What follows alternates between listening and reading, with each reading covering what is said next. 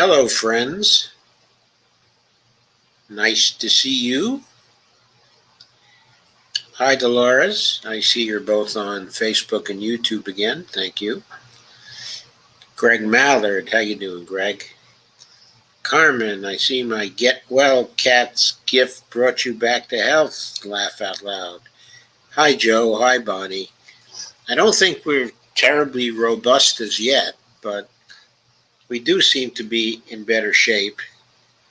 And I don't think I'll be sneezing so much as to make a live stream impossible.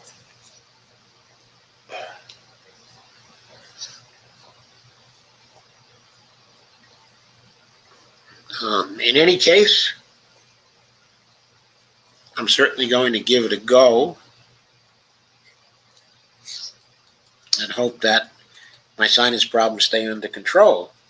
Carmen says, hi, friends and guests. Greg says, how's everyone this evening? Lana says, hi there. And Dolores says, okay, sharing. Carmen says, pretty good. And you? Kay says, okay, Greg Mallard, how about you? Dolores says, hi, everyone. Greg says, I'm doing good, just having some Ben & Jerry's chocolate fudge brownie ice cream.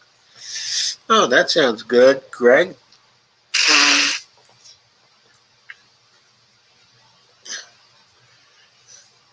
What I want to know is, have you got a $20,000 refrigerator to put that fine Ben & Jerry's chocolate fudge brownie ice cream in? Kay says, yum. Kay says, pollen is really bad this time of year. Yeah, that may be the problem here. I don't know. I'm not sure whether it's pollen or exactly what it is. But it did start I guess I first sort of noticed it on Monday, and it started getting real serious on Tuesday. Steve Gonzo leaves a number of icons, which with my current interface I cannot make out, but they seem jocular enough. So, anyway, tonight, do you have any rose hips hood for sinusitis? Actually, we do have some rose hips somewhere. I hadn't thought of those, but maybe we should start taking some of those. Maybe that will help. Evelina says, hi, feeling dismayed by the most recent events. Hope we can find answers. If you're talking about the events, Kay, in Israel, I don't know how the international community can find answers, okay, unless I have to watch out, okay, just to respond to you. I have to watch out, okay, for what I take, because I'm taking a new therapy, but for my cancer, which is so far working extremely well. But I have to be very careful about what it interacts with. So I have had access to some sinus pills, but they're fairly mild ones. And I haven't gotten clearance to take anything stronger, such as Allegra. Carmen says, I miss pistachio so much. So anyway, to go back to the Israeli situation, I think Israel has gone so deep into the evil of what they're doing that they've created such rage and resentment, okay, and anger, that I don't think they can get out of it now in any reasonable way. They're caught in a situation, okay, of their own making. They took the wrong path. Some would argue back in the 1960s, I believe, that they took the wrong path after the 1973 war, when they started to allow the settlers to colonize Palestinian territory, internationally recognized Palestinian territory that they were occupying. The settlers are religious fanatics, okay, and they strongly believed in the ideology, okay, of Zionism, and they strongly believed that God had given them this land, and they went to settle it, and the Israeli government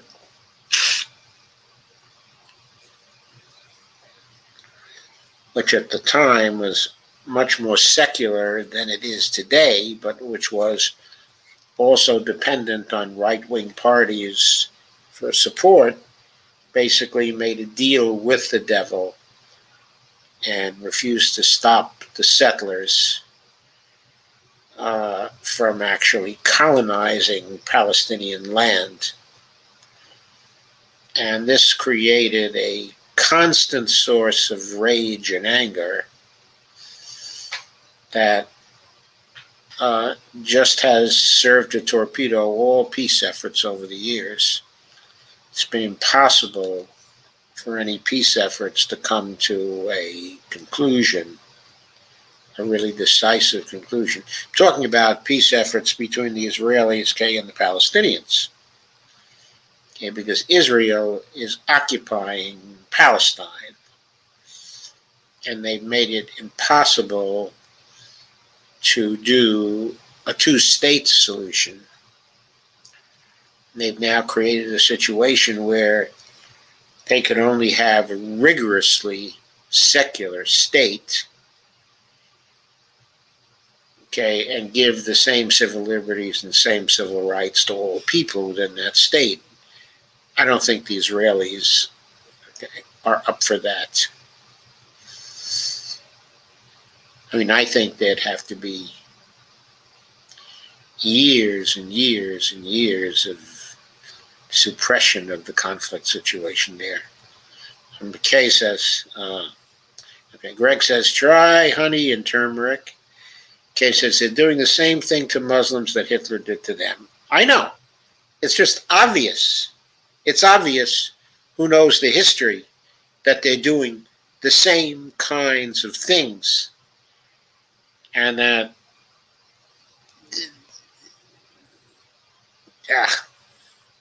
it's absolutely disgusting. Sandy says shared. And Sandy says helloing. Hello, Sandy. Okay. Now tonight's main topic is Feckless by resistance. I didn't mean to hit the situation, okay, in Israel tonight. If you'd like to talk a lot more about that, okay, I'm always open. We can come back to it. But I also want to talk about the feckless resistance. So let's try to get a handle on that. So I'm going to share a piece. Share a piece from the week called The Republican Plot to Steal the 2024 Election. It's by Ryan Cooper. It's been around for a while. April 27th. The redistricting process kicked off this week in Washington. The Census Bureau released initial data from the 2020 census Monday afternoon, much later than usual, thanks to a combination of the pandemic, Donald Trump's efforts to stop immigrants from being counted, and his administration's general flailing incompetence, which means that congressional district boundaries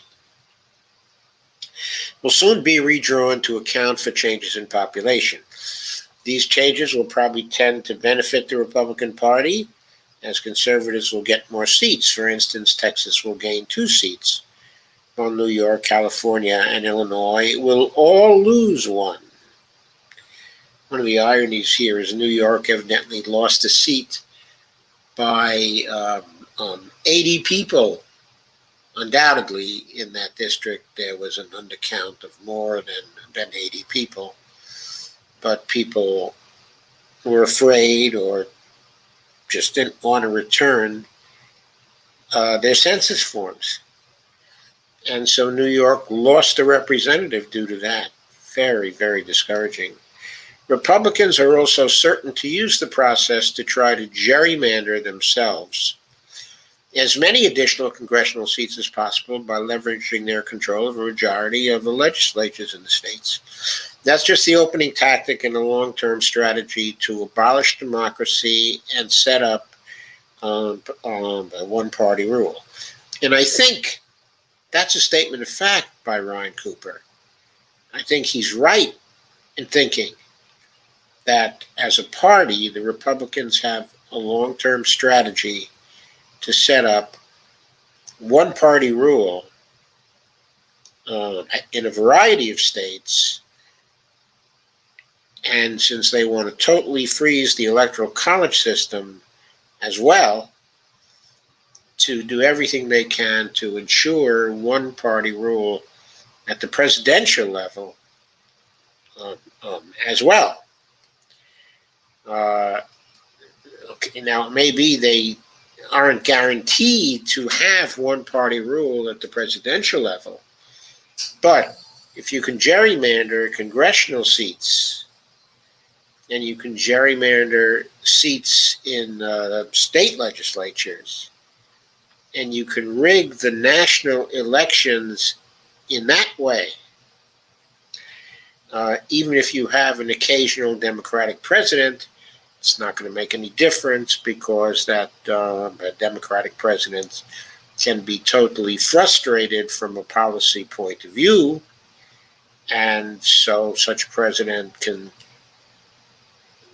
can be replaced or can be made a one-term president and can be made completely unable to pass any legislation that in his or her judgment is needed by people. Anyway, to go on with Ryan's piece, the basic strategy goes like this. First, win control of state legislatures, then gerrymander the district boundaries such that it's virtually impossible to lose, and add further protection with voter suppression laws, making it harder for liberals to cast their ballots. I would change that and say make it harder for non-Republicans to cast their ballots. Then leverage control of the state legislatures in a post-census year to gerrymander the congressional district boundaries and gain a large advantage in the national House votes. This was exactly what happened after the previous census in 2010. Yes, it is. When a fortunately timed away victory allowed them to cement a roughly 4 to 5 point handicap in House elections and control the chamber for 8 years, along with control of dozens of state legislatures. Yes, this happened in 2010. It happened in part because the Democrats failed to deliver for their constituencies in 2009 and 2010. It would not have happened had the Democrats passed a recovery bill that would have gotten us out of the recession within 6 months. Such a bill could have been passed. Such a bill was proposed by Christina Romer. There were also the suggestions of the MMTers running around as to what should be in such a bill. But the Obama administration completely arbitrarily decided it didn't want to spend any more than $1 trillion, and then it negotiated with Republicans for very few votes and passed the recovery bill that was only 800 billion in size over 2 years, and that had a lot of ineffective provisions from a fiscal multiplier standpoint. So to summarize, what Obama did is he blew the Recovery Act. It was minimally successful. It's estimated it created about 2.5 million jobs, but many, many more jobs were needed to lift us out of the recession. More like 10 to 15 to 20 million jobs. And his recovery bill wasn't able to produce anything like that. It was far too small. Now, simply apart from being able to deliver in that area, which they were not able to do, also the Democrats started dancing around the Medicare for All question. They didn't want to support Medicare for All. They wanted to save the current system of private health insurance. Quite a few of them had sold out to the donor interests. And so they insisted on bailing out the present system. And as you know, they wasted more than a year trying to negotiate Republican support for a health care reform bill. They finally got one that did save lives during the period from 2010 to 2016, but according to my own calculations, left 356,000 fatalities on the table compared to what would have occurred had a Medicare for All bill been passed. So the Democrats and Obama botched their opportunity in 2009 and 2010, and they did it without seeming to think about that there was a big election coming up in 2010 and that it was a census year and that they could have a redistricting disaster unless they became stronger electorally in 2010 as opposed to weaker. So the Democrats didn't care enough about winning in 2010, and they opened up this gap, which the Republicans were able to take advantage, and as Ryan Cooper says here, it allowed them to cement a 4 to 5 point handicap in House elections. Control of that chamber for 8 years, along with control of dozens of legislatures in the states. In fact, during Obama's administration, Democrats lost more than 1,000 seats at the state level. It was that bad. This can all be put down in one way or another, in large measure, to the Republican wave victory in 2010 that never had to occur. If Obama had followed an FDR strategy instead of a protect them from a pitchfork type of strategy, he could have avoided the whole thing. So Obama was terrible as a political leader, terrible as a policymaker, and it is he who did the most to lead to the victory of Trump in 2016. Anyway, that's way off topic for today, but today in Michigan, says Ryan Cooper, gerrymandering means Republicans enjoy a 3.4 point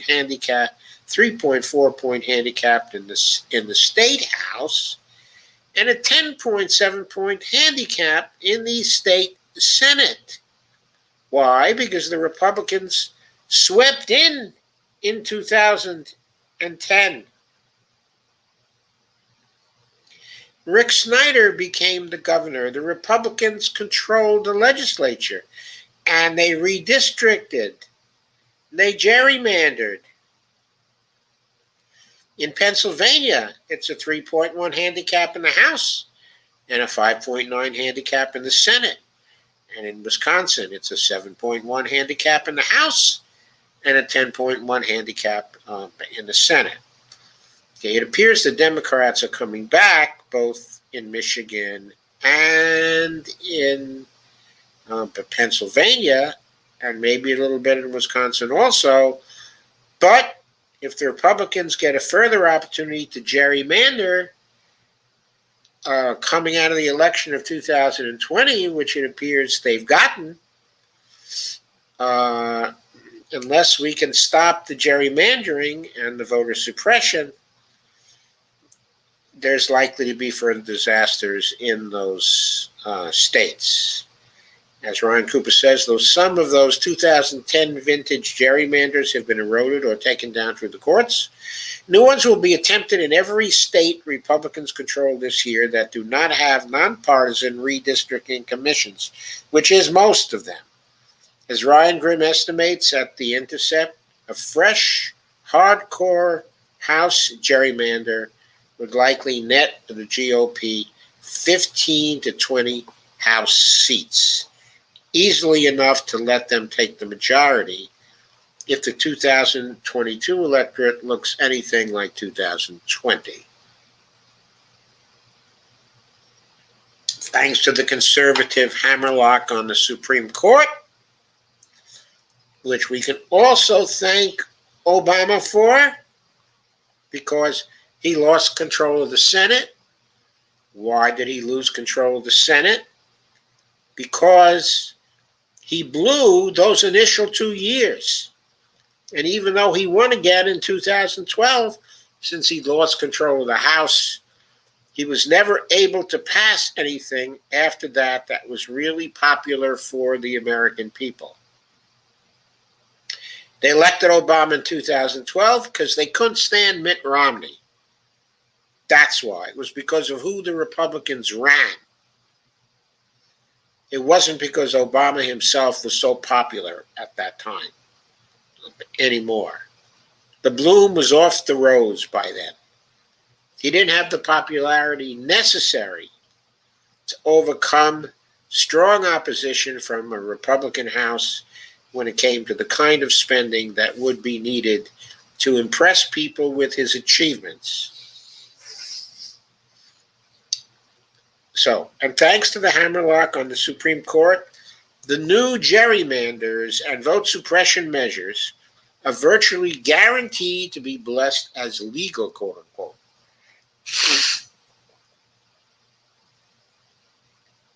And Ryan Cooper sarcastically adds, in conservative jurisprudence, something is constitutional if it benefits Republicans.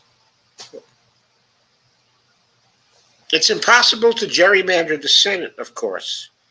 But luckily for the Republicans, that chamber is inherently gerrymandered due to the large number of disproportionately white, low population rural states that lean conservative. The swing seat in the Senate is biased something like 7 points to the right.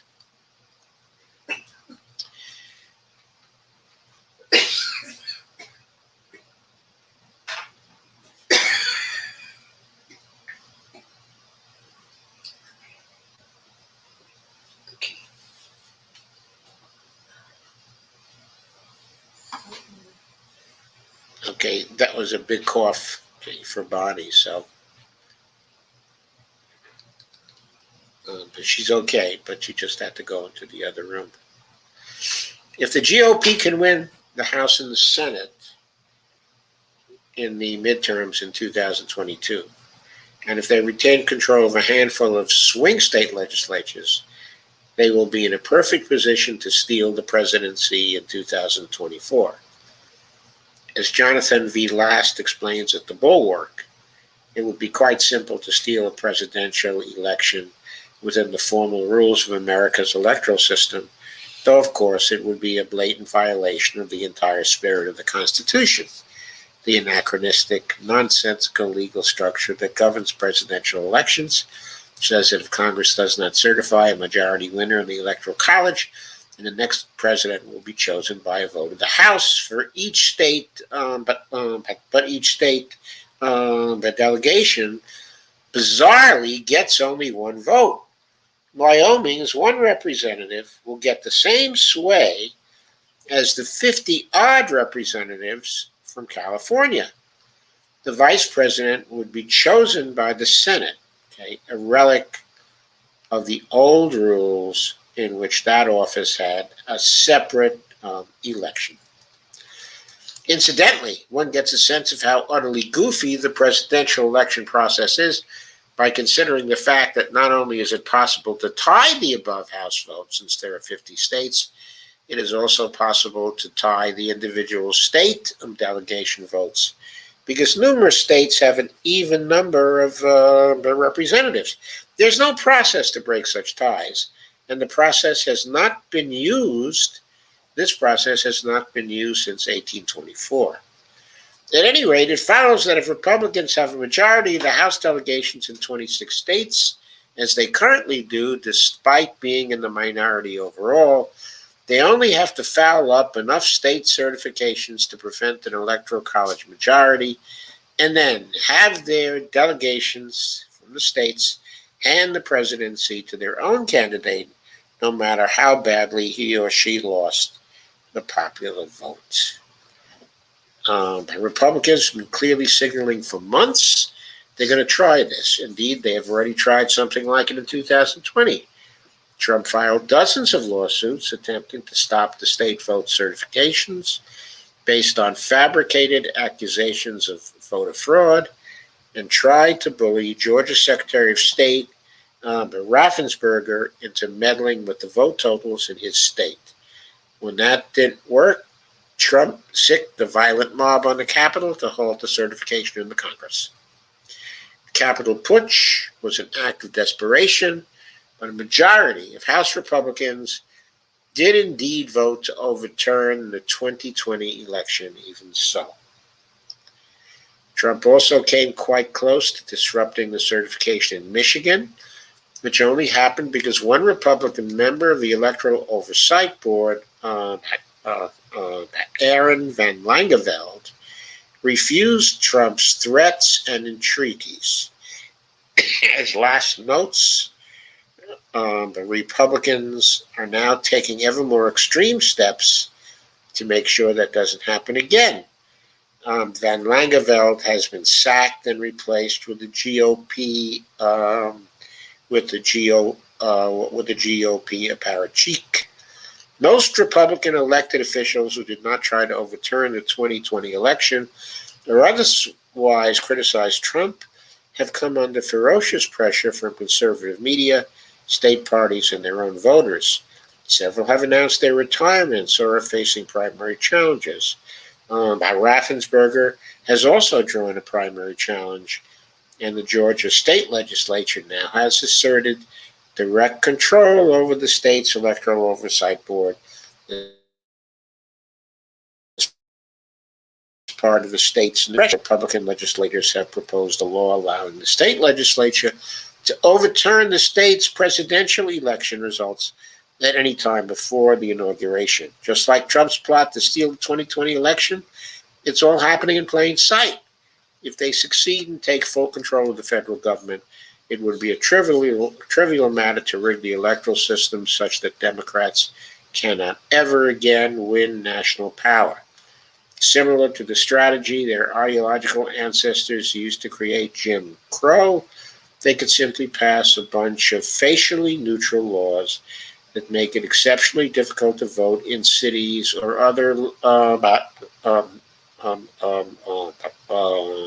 other liberal bastions, and then get their partisan judges on the Supreme Court to rubber stamp it all as super constitutional. No, really. One will search in vain for any sense of urgency among elected Democrats to deal with this authoritarian threat. So-called moderates like Senators Joe Manchin and Kyrsten Sinema, not only so far unwilling to get rid of the filibuster to pass voting rights protections They're also still pretending like Republicans are negotiating in good faith, like some man insisting a shark is just misunderstood while his leg is halfway down its throat.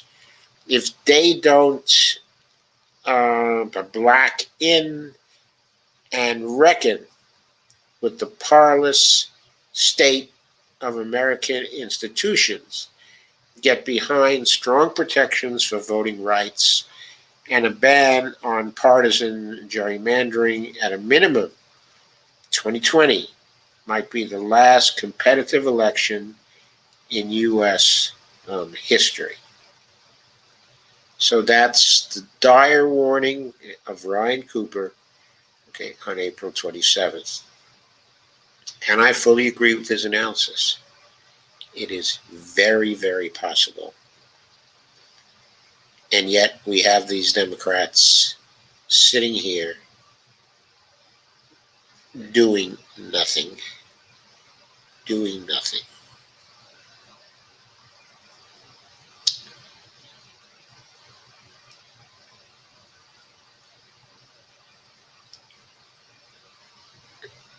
Here's another piece. This time from someone else. Oh no, it's also from Ryan Cooper at The Week. He says Democrats still won't get out of their own way. And this one is from May 4th. It's apparently infrastructure week in Washington once more, except this time for real. President Biden has proposed a roughly $2.8 trillion infrastructure bill, which is really more of a grab bag of various Democratic priorities. There's a lot of infrastructure spending in there, but there's also a massive elder care program, and critically, the Protecting the Right to Organize or PRO Act, which would make it much easier to organize a union. As usual, for Biden's domestic agenda, the design is a bit of a mess, but the priorities are generally good. Republicans, of course, have been moaning nonstop for months about how Democrats are plowing them over by refusing to listen to their ideas or negotiate in a bipartisan fashion. In reality, Democrats have been disturbingly willing to cater to Republican preferences, and some key Democratic swing votes in the Senate are still not behind the PRO Act. Measures like these are the bare minimum of what the party needs to be able to do to compete in future elections, but the people who will decide whether they pass are still dithering. Let me outline how a rational political party in the Democrats' position would behave. They currently have full control of the presidency and the legislature, but just barely a margin of just a handful of seats in the House and the smallest possible margin in the Senate. They're also facing an existential political threat. Specifically, American institutions are systematically biased against them, requiring the party to win substantial majorities to even have a chance at national power. Worse, they face an opposition party that is plotting in plain sight to win the House by cheating the redistricting process this year and laying the groundwork to steal the presidential election outright in 2024. The party whose sitting president tried to overthrow the government by force on January 6th will do anything. Biden's infrastructure bill would help with Democrats' plight. Juicing the economy to create jobs, building stuff will mean a better political environment in the 2022 and 2024 elections, and raising taxes on the rich and corporations that offshore jobs and profits actually makes it more popular. Indeed, if anything, the bill is too small to accomplish its goals on climate. More importantly, the PRO Act would change the fundamental structure of American politics. The anachronistic and toothless structure of the existing National Labor Relations Act makes it extremely difficult to organize a union, as we saw in the failed drive at an Amazon warehouse in Bessemer, Alabama. The process takes forever, constantly gets fouled up in legal red tape, and employers have far too much ability to interfere with organizing efforts.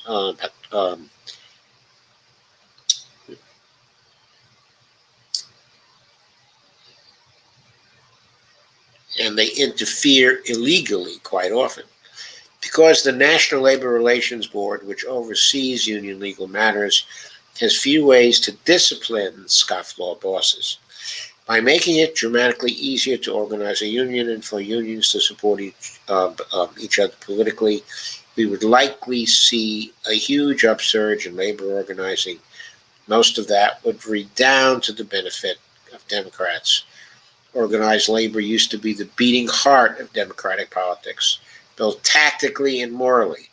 Workers would vote for Democrats like Senator Robert Wagner of New York, whose leaders would use their influence in office to help workers, and then empowered unions would use their strength to back Democrats. It was a good political bargain, not only because workers are a very large group of potential voters, and unions have money they can spend in politics, but also because union membership is an inherent lesson about the benefits of solidarity and collective action.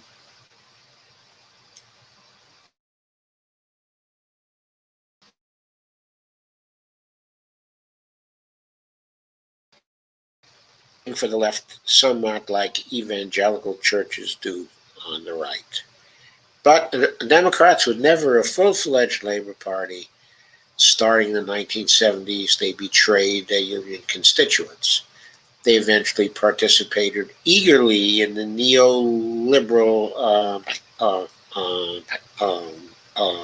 revolution and the resulting unfair trade deals, deregulation, tax cuts, recessions, and so forth, decimated union membership. This was a political disaster for Democrats.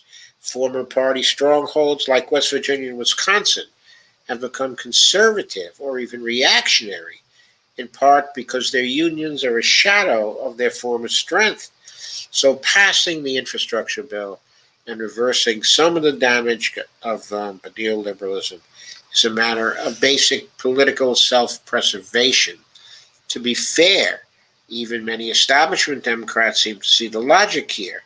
Senate Majority Leader Chuck Schumer has promised the PRO Act will get a floor vote if it can get 50 co-sponsors. And there are just three holdouts among the Democratic caucus, Senators Mark Kelly and Kyrsten Sinema of Arizona and Mark Warner of Virginia.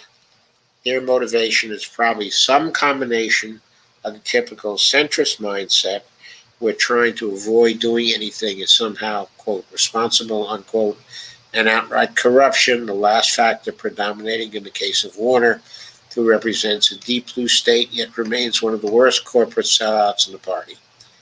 Corporate America hates unions with the fire of 1,000 suns, and both campaign contributions and cushy no-show, quote, consulting, unquote, jobs will not be forthcoming for Democrats who won't toe the oligarch on the line.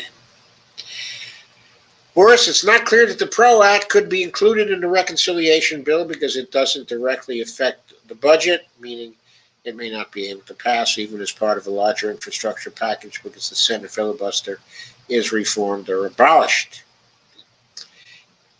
Senator Joe Manchin recently contradicted himself, proclaimed he would not support any reforms of the filibuster whatsoever. He had earlier said that he would support some reforms, nor would he support making D.C. a state through congressional action so Democrats can get 2 more senators. If he holds to that view, Democrats can probably kiss their majorities goodbye, maybe forever. It is apparently only a handful of people on the Democrats' right wing standing in the way of progress here, though their obstruction may be convenient for other potential sellouts who support labor rights only if they will not pass. But the party as a whole is going to be judged on what it manages to get through Congress. And so far, there seems to be little effort outside of organized labor itself or Democratic socialist groups to pressure Warner, the Manchin, and the others to see sense. If President Biden and the rest of the Democratic Party can't find some way to get their party to act in its own self-interest, they'll be instructing the American people that in terms of positive achievement, there isn't much point to voting for them. Right, he is. So next, yet another piece from the week.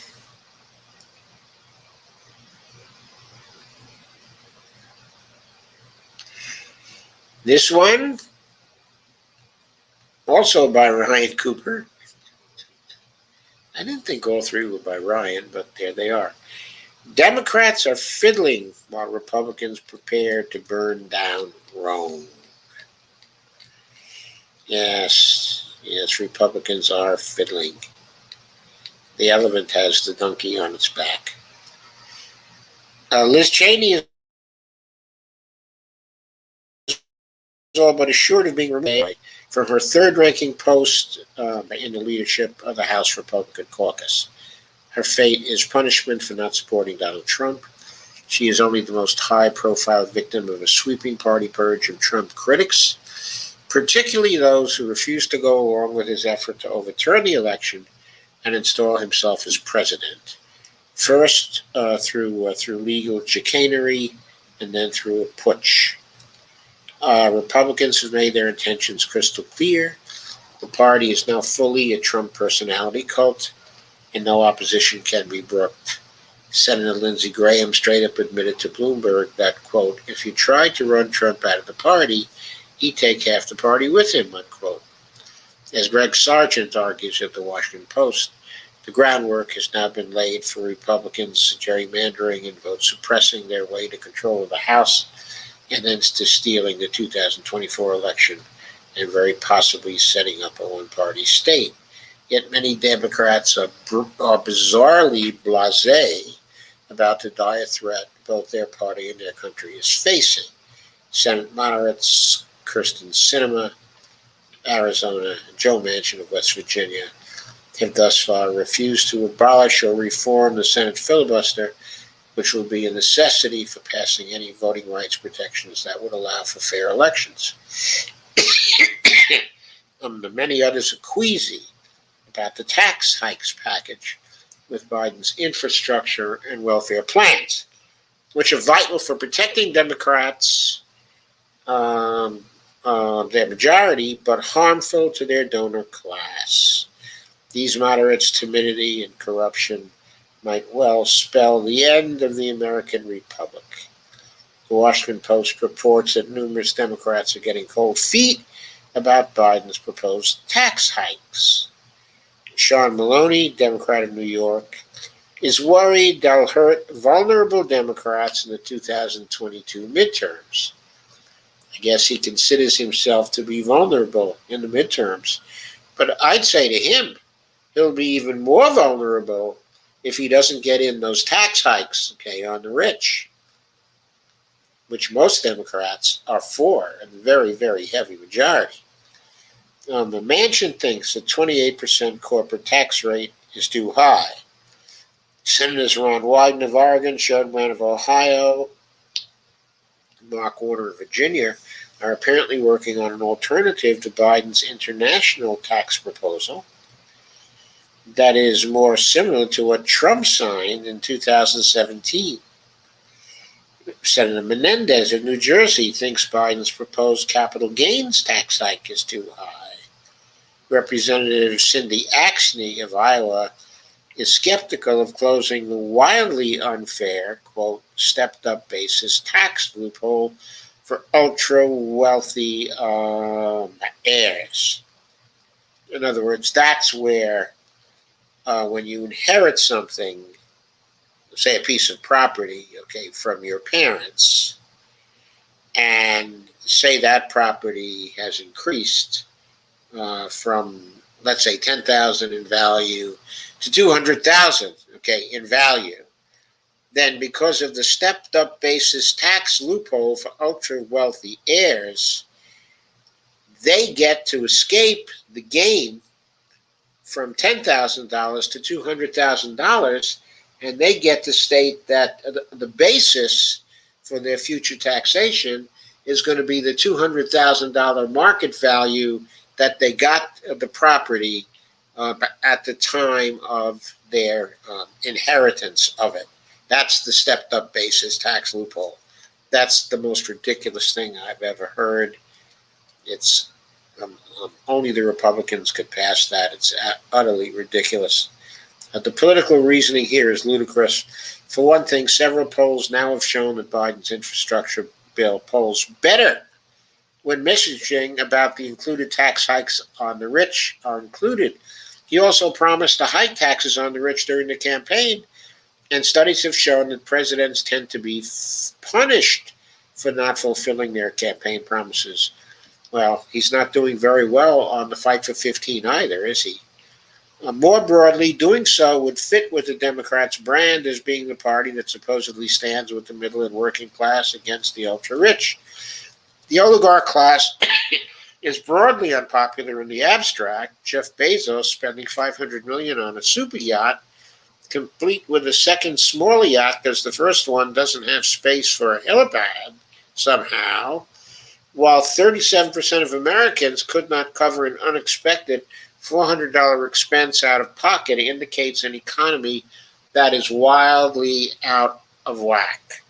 What's more, both previous Democratic presidents hiked taxes on the rich in their first terms, and both cruised to re-election.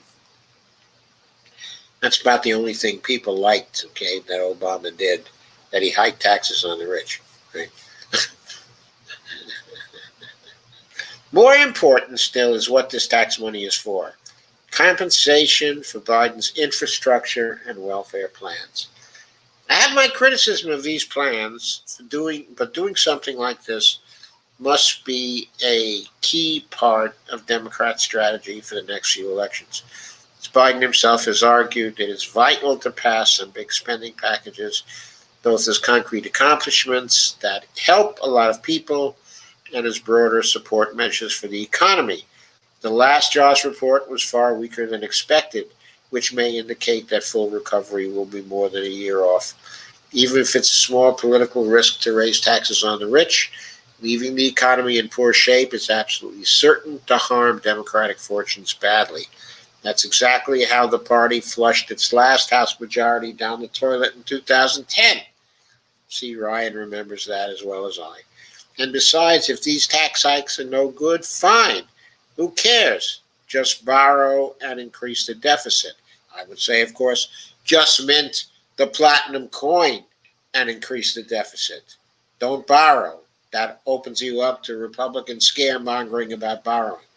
There is no sign the U.S. is anywhere close to running out of borrowing capacity, and there's no sign, by the way, that it's anywhere close to running out of minting platinum coin capacity either. And anywhere, as historian Adam Tooze argues, there's actually less reason to pay for infrastructure investments than other types of spending, since in theory, they should more than pay for themselves with increased output. But it turns out many Democrats don't want to do that either, Biden among them. I don't want to raise any taxes, but I don't want to put stuff on the debt either, said John Tester, Democrat of Montana. He's, I suppose, I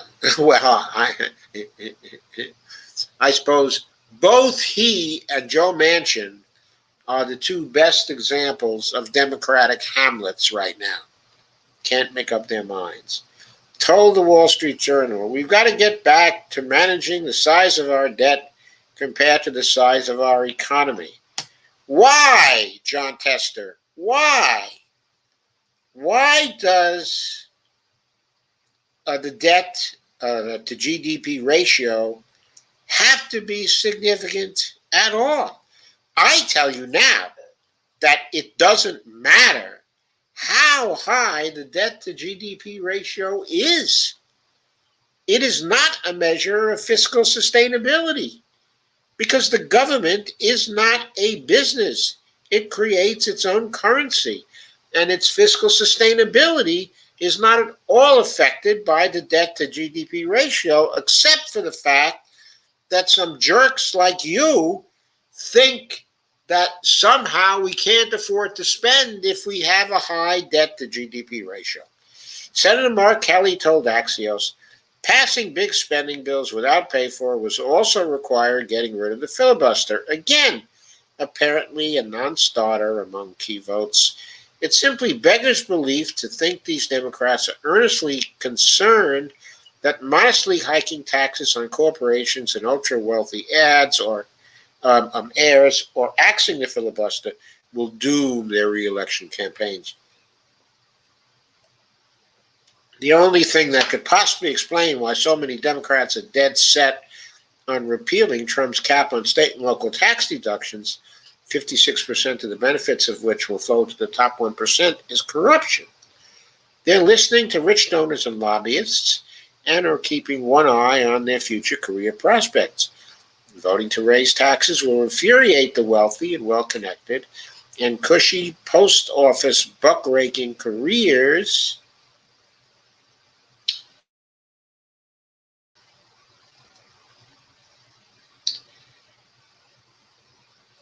doing consulting or speeches will not be forthcoming for lawmakers who do not toe the oligarch line.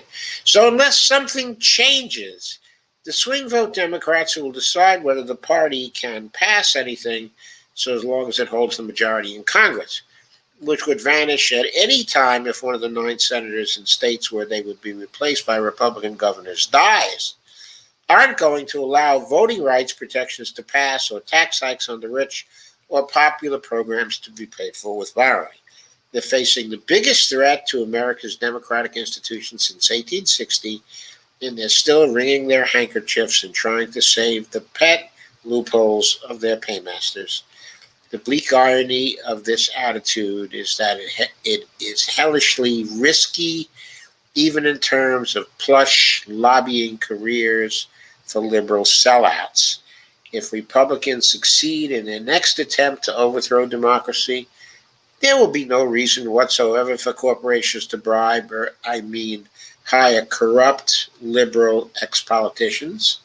The main reason Amazon hired Jay Carney was surely his close connections to Joe Biden, the sort of insurance policy against a future Democratic president, which remarkably seems not to have worked.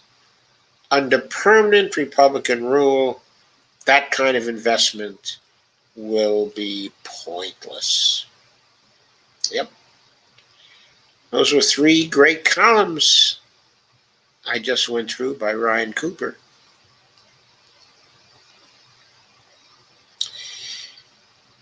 On May 11th, from Common Dreams, Jake Johnson did a piece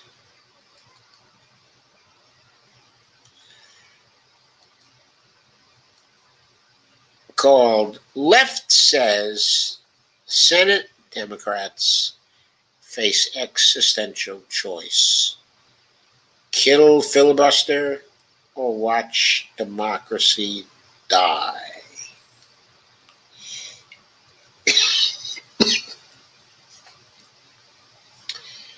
There's Jeff Merkley, by the way, about to speak on behalf of the hashtag For the People Act. There's Chuck Schumer and Amy Klobuchar as they announced the introduction of S1, the For the People Act, outside the U.S. Capitol, March 17, 2021. It's almost 2 months since then. And the For the People Act doesn't seem to be part of anything as yet. As the Senate Rules Committee convened Tuesday to mark up a sweeping legislative proposal aimed at protecting and expanding voting rights, activists ramped up pressure on the chamber's Democrats to eliminate an archaic procedural rule that poses a critical threat to the bill's chances of becoming law. The For the People Act, or S1, would overhaul the U.S. election system by increasing ballot access through automatic the voter registration and other measures. from limiting the ability of states to purge voter rolls, restoring voting rights to people who have completed felony sentences, and establishing a publicly financed small donor donation matching system for candidates who reject high dollar contributions. Despite the bill's bipartisan popularity among the U.S. electorate, the legislation faces long odds in the Senate due to the opposition of every Republican in the chamber, as well as Senator Joe Manchin, the only Democratic senator who has yet to co-sponsor the For the People Act. Another major obstacle is the legislative filibuster. The Senate rule that effectively requires 60 votes for most legislation to pass. With a filibuster in place, Senate Democrats would have to convince Manchin and 10 Republicans to support S1, a virtual impossibility given the GOP's vocal denunciations of the bill, which passed the House by a party line vote in March. Leader Mitch McConnell has made clear that one of his top priorities for the legislative session is defeating the voting rights measure, an objective he shares with Koch-funded dark money organizations whose secrecy would be jeopardized by passage of the For the People Act. Senate Republicans are hell-bent on blocking the For the People Act and plan to use the filibuster to prevent this popular bill from even getting an up or down vote. Eli Zupnik, spokesperson for advocacy group Fix Our Senate, said in a statement on Tuesday, quote again, with Republican state legislatures across the country passing massive anti-voting bills, there's no time to waste trying to bring 10 Republicans on board a bill that Senator McConnell will never allow his caucus to support. This is about to move from an abstract conversation about Senate rules to a very clear choice for Senate Democrats. Protect the, quote, Jim Crow, unquote, filibuster, or protect American democracy. They won't be able to do both, unquote, added Zupnik.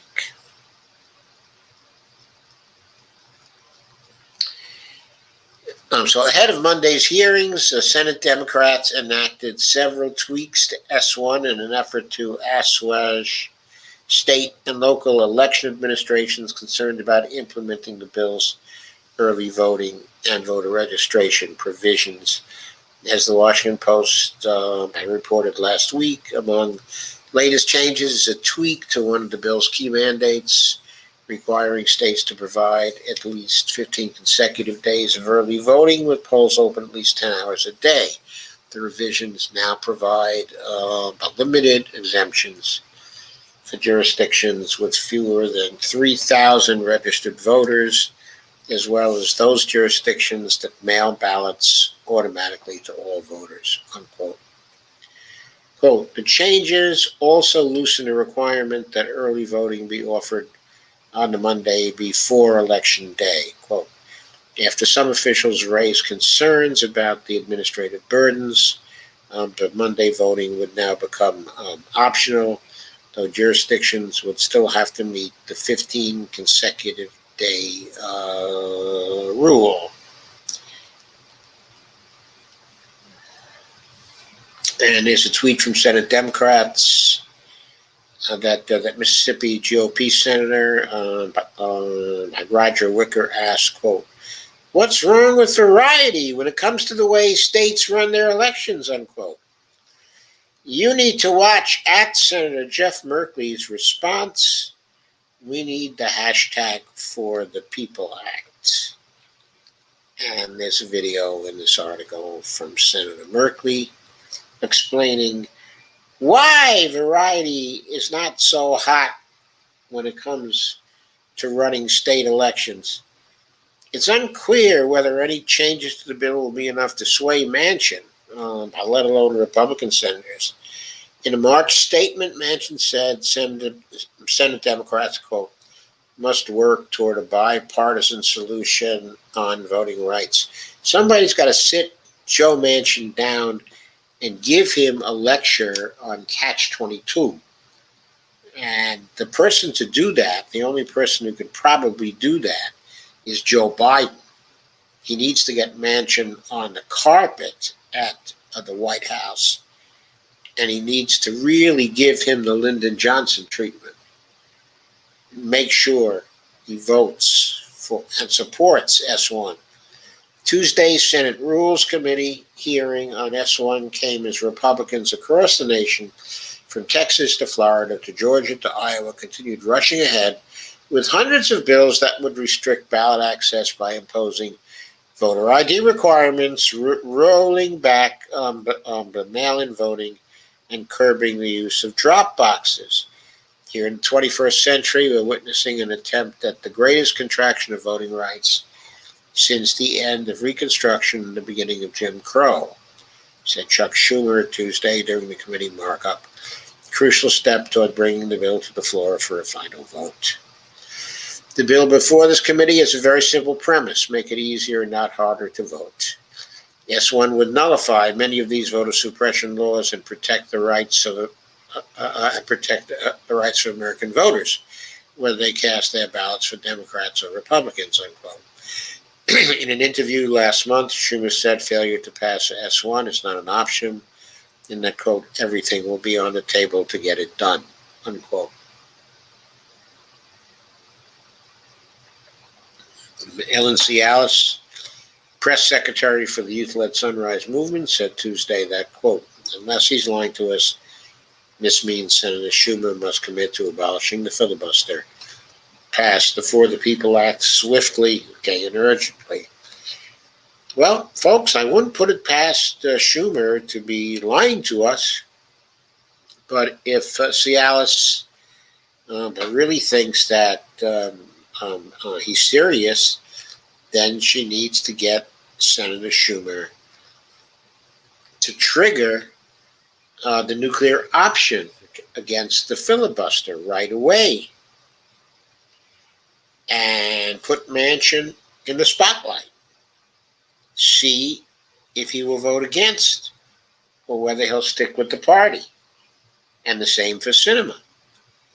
Will they stick with the party when they know that this is a matter of life and death for the party, that this is a matter of a threat by the Republicans to establish a one-party system here in the United States?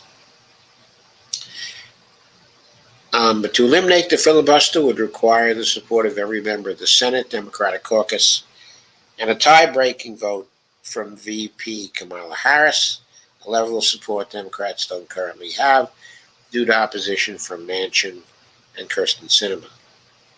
If Schumer doesn't act on this now, the opportunity may never come back when Black and brown Americans, young people, working people, are turned away in droves from their polling places in 2022, 2024, and beyond, said Cialis. And quote again, Democrats need to treat this like an existential threat to the future of governance and a functioning democracy. Okay, and for sure, it is that. But it's also an existential threat to us, because without the two-party system and with only single-party Republicans who don't accept that climate change is real and who will not do anything about it, we will not have a future. The Republicans represent an existential threat to life on Earth. It's not only democracy that is at stake.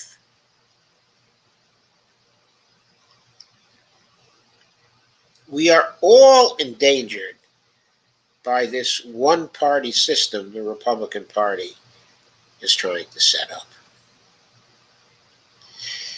So that covers the feckless Democrats. What I'd like to do now, is to move on to some other news.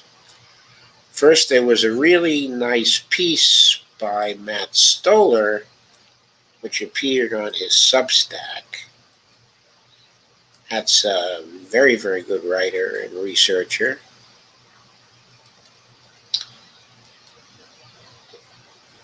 He says, "Hi, welcome to Big, a newsletter." Oh, the date on this is May 9th. "Welcome to Big, a newsletter about the politics of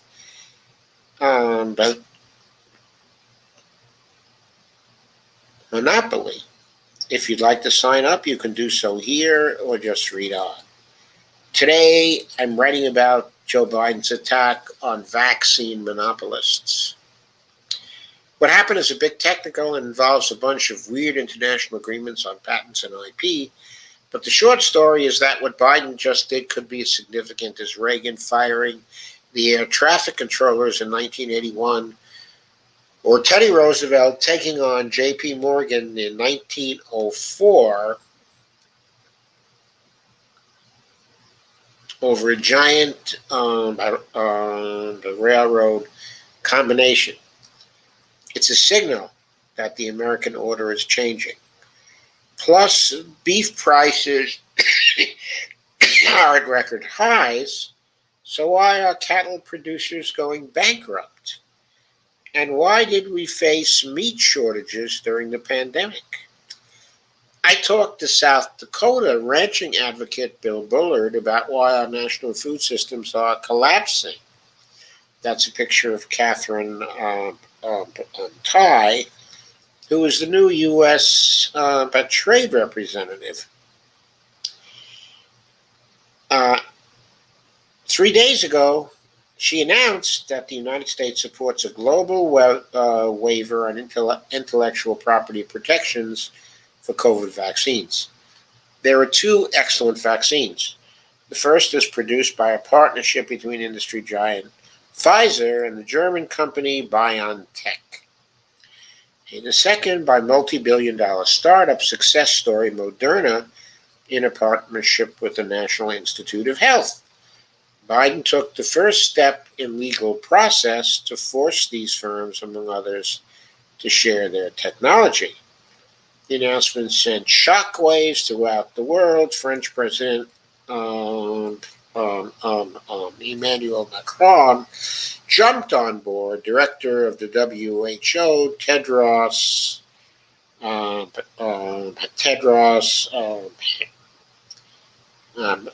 guess it's Adhanom Ghebreyesus, called it a, quote, monumental moment in the fight against COVID. Almost everybody just refers to him as Tedros. You can see why. Financial Times' Edward Luce said Biden had made, quote, a brilliant move, unquote, and political leaders globally began putting pressure on their own governments to follow suit. Thank you, President Biden and U.S. Trade Representative Catherine Tai, said Lori Wallach of Global Trade Watch, a key leader in the campaign. The pharmaceutical industry reacted with shock and anger. In the midst of a deadly pandemic, the Biden administration has taken an unprecedented step that will undermine our global response to the pandemic and compromise safety, read a statement from the trade association group PhRMA. The U.S. Biotechnology Innovation Organization pronounced, quote, extreme disappointment, unquote, and the European Federation of Pharmaceutical Industries Associations warned this move will lead to counterfeit vaccines. What just happened, asked Matt, and what does it actually mean? There are multiple layers to this story. I'm going to offer an explanation of how this waiver affects the global attempt to address the pandemic, the politics behind the decision, and what it means going forward. The short story is that this is an unexpected and major defeat for the pharmaceutical industry. All the more bizarre that it comes from Joe Biden, who in his career generally deferred to big business. As one Washington lobbyist said to the Financial Times, nobody really thought Biden was going to take on the pharmaceutical lobby. They thought that he would be too scared. But before the financial crisis, everybody thought the financial services industry was untouchable. Then that changed. This week showed that the pharma companies are the new banks. To understand, well, I think the old banks are doing just fine still, right? I don't think their wings have been greatly clipped, even though they were somewhat constrained for a while during 2009 or so. But they were bailed out. They were bailed out. Anyway, to understand what happened, we have to start with the development of the vaccines themselves. The development of COVID vaccines is the single most successful government program since the elimination of polio. Vaccines have traditionally taken more than a decade to develop, yet in this case, less than a year after the virus was first genetically sequenced by Chinese scientists and posted to the web, trucks began rolling out of factories with safe and effective vaccines ready for deployment. Today, more than 1 billion doses have been injected into arms, and wealthier countries are seeing the pandemic recede. In part, the global spread of pharmaceutical technology is one reason for this success. China, Russia, Europe, and the US all have put out vaccines that work, yet the best new vaccines come from the US or Europe and use a new technology called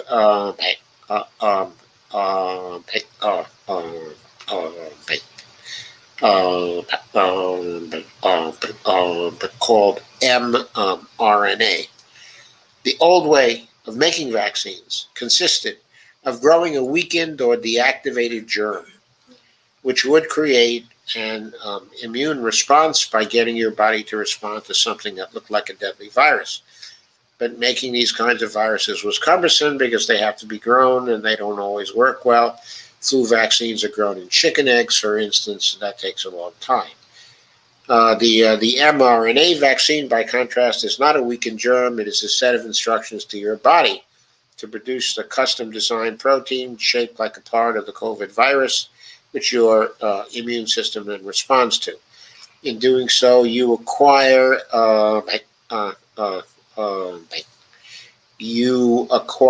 immunity. The mRNA vaccine is programmable, meaning that it's easy to update the vaccine to address new diseases or new variants. And because it is chemical, production scales quickly. Think of the differences between the old way of doing vaccines and mRNA, as similar to printing books by woodblocks, each of which has to be carved by hand, versus using movable type printing presses. The mRNA technology comes from Catalin Carrico, a Hungarian immigrant who perfected the technology with fellow scientist Drew Weissman at the University of Pennsylvania. Two licensed mRNA, two small firms, BioNTech in Germany and Moderna in the United States. BioNTech spent years perfecting the technology and eventually got German government support. And meanwhile, Moderna received by U.S. government funding in the 2010s from DARPA, the same unit that helped create packet switching technology in the 1970s, which of course served as the basis for the internet. When the pandemic hit, three things happened. First, Pfizer and BioNTech quickly agreed to work together to scale and develop their vaccine. Second, government scientists at the National Institute of Health designed the spike protein molecule and sent it to Moderna, which used it as the basis for its mRNA vaccine. Third, the U.S. government under Trump, through what was called Operation Warp Speed, created a market for vaccines, signing guaranteed purchase agreements with a number of firms, including Pfizer, BioNTech, and Moderna, to secure hundreds of millions of vaccine doses for the U.S. population. This process worked remarkably well. The first country to have more than 50% of its population vaccinated, Israel, basically has no COVID anymore.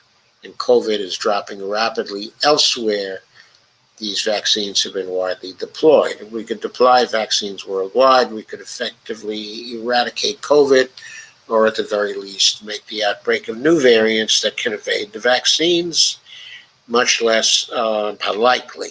Of course, the Israelis have not been dispensing the vaccines to the Palestinian Arabs.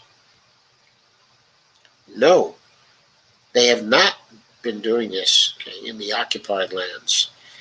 I'm not even sure that the Arabs in Israel have had the same access to the vaccines, okay, Jews have had. That is criminal, by the way.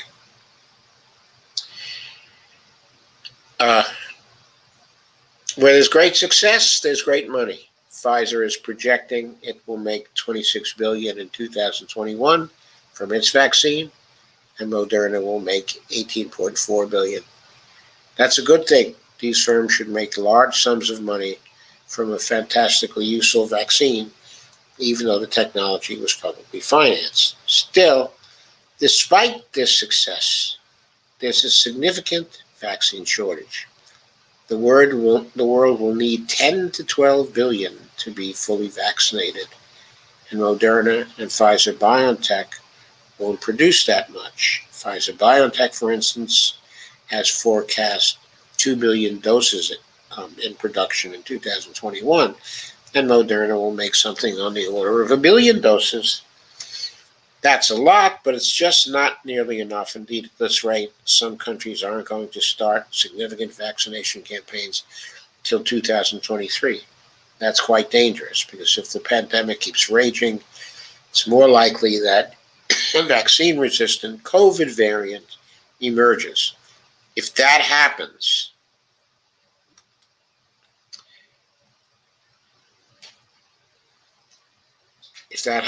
such a variant will spread across the already vaccinated areas of the world.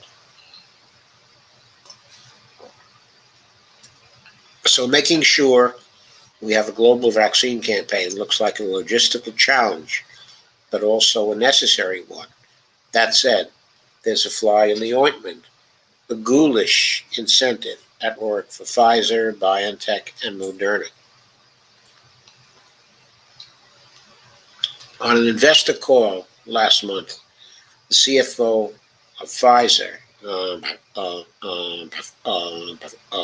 Frank D'Amelio, discussed what would happen to revenue from his vaccine product as the COVID pandemic ends. What he called quote, durability of the franchise, unquote. He told analysts not to worry. People in rich countries will need annual booster shots. And that is where Pfizer will make real money. For these annual treatments, Pfizer will be able to charge much more than it does now. The current price for a COVID vaccine, D'Amelio noted, is $19.50 per dose. He told analysts of his hope that Pfizer could get to a more normal price, $150 to $175 per dose, instead of what he called pandemic pricing, quote unquote. The ghoulish part, however, is why there will need to be annual boosters. It's not because the vaccine strength wanes over time, though that might happen. It's because, as D'Amelio told Wall Street, there will be new variants emerging from abroad that can evade the vaccine. And how will variants emerge abroad? Well, as outbreaks occur in non-vaccinated parts of the world, new strains will naturally occur as the virus mutates. If the rest of the world gets vaccinated, however, new variants won't arise. What D'Amelio really wants is to be able to charge $150 for a vaccine he is now charging $19.50 for. But D'Amelio is also assuming there won't be a global effective vaccination campaigns. And in a narrow sense, while Pfizer's main goal is to keep prices high, it's actually against Pfizer's financial interest to have the rest of the world vaccinated.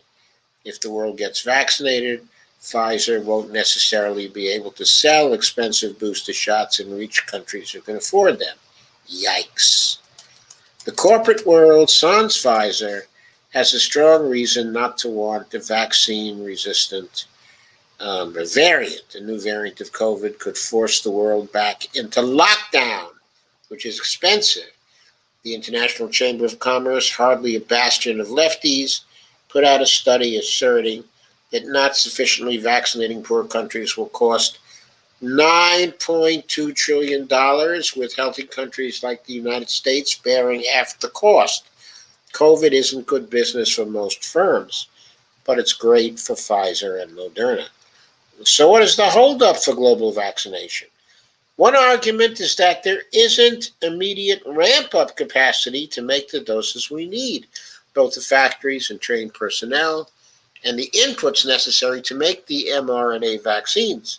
Bill Gates made this case, saying, quote, "It's not like there's some idle vaccine factory with regulatory approval that makes magically safe vaccines," unquote. And it's true that vaccines are difficult to make, requiring special machines, plus a complex supply chain network. That said, the productive capacity argument strikes me as, well, bullshit. Back in March, the Associated Press reported that the former director of chemistry at Moderna said that with technical help, quote, "a modern factory should be able to get vaccine production going in at most 3 to 4 months." And think about it. There were no production lines when Pfizer, BioNTech, and Moderna, NIH, started needing to make doses to do the clinical trials. In a matter of 6 months, they went from having 0 doses to having enough to do the trials, to having some hundreds of millions of doses of those vaccines. Ramp-up capacity is idling because if IP holders are refusing to transfer their technical knowledge, that's where the intellectual property barriers and Joe Biden's recent action comes in. Pfizer, BioNTech, and Moderna, NIH, have significant amounts of intellectual property wrapped up in their vaccines. And intellectual property includes a legal right for them to have a monopoly on who can make the protected product. This IP includes not just the patents on the vaccines themselves, but protections on the machines that makes the vaccines, the chemical precursors, trade secrets, copyrights on technical specifics, and the software that runs the machine, and industrial design IP. There is a massive thicket of legal barriers designed to ensure that Pfizer, BioNTech, and Moderna can control deployment of their vaccines, even if it's technically possible for someone else to make the medicine. The incentive for firms with a monopoly license over a critical IP-heavy product is to withhold supply. That's what these firms are doing. Moderna, NIH, is making its vaccine and not licensing it to others. Similar, Pfizer, BioNTech have refused to let others make their vaccine, with the exception of a monopoly license to Shanghai Fosun Pharmaceutical Group in China, which will begin producing hundreds of millions of doses for China. In poor countries, the situation is different. Pharmaceutical companies would prefer to keep prices high, and even though only the elite in those countries will be able to afford the vaccines, that's still more profitable and lowering prices for everyone. These countries are stuck, even if there are available factories without a licensing deal from BioNTech, Pfizer, or Moderna. They can't start trying to make what we know is an excellent set of vaccines. There are factories out there who could scale up the production if the IP barriers went away, but those barriers are significant. So those countries are turning to China and Russia, whose vaccines are effective, just not quite as good. There is another path, one that's used quite frequently when a patent holder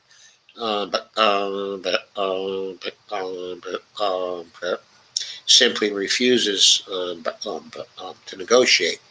This is known as compulsory license, where a country will simply allow a non-discriminatory licensing regime for a patent against the will of the holder. This is fairly common in the electronics or telecom equipment industry. If a firm holds a patent on a key part of a common standard, that firm is often not allowed to block competitors from licensing it. Compulsory licensing is also fairly common in American history. In the heyday of American inventiveness and productivity growth from the 1930s to the 1970s, divestment of patents and technical knowledge was a key remedy in antitrust suits for firms trying to withhold supply, as well as a critical part of our industrial strategy.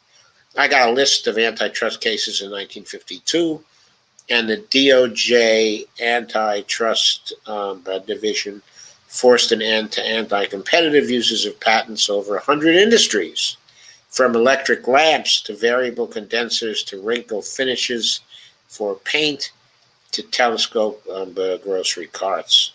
This unlocking of corporate knowledge created, among other things, Silicon Valley. AT&T's Bell Labs invented the transistor, but it had problems manufacturing them because its leaders focused on maintaining the regulated monopoly it had. A 1956 antitrust suit forced AT&T to share its patents. Fairchild Semiconductor, a small company that birthed Silicon Valley, took the market lead in fields with compulsory licensed patents. The number of follow-on patents exploded in subsequent years, mostly from small companies. And this makes sense. Intellectual property is a government-granted temporary monopoly. But in return for that grant and the royalties it brings, the patent holder has a common carriage-style obligation to act in the public interest should its patent become critical to a key standard or public need. More recently, compulsory licensing has also been used for health emergencies. South Africa and also Brazil used compulsory licensing to produce HIV medication. The Bush administration threatened it against Bayer when it tried to price gouge an anthrax treatment, ciprofloxacin, after 9/11, and Malaysia used it for a hepatitis treatment. The patent holder still gets paid royalties, but they don't have control over the price or terms.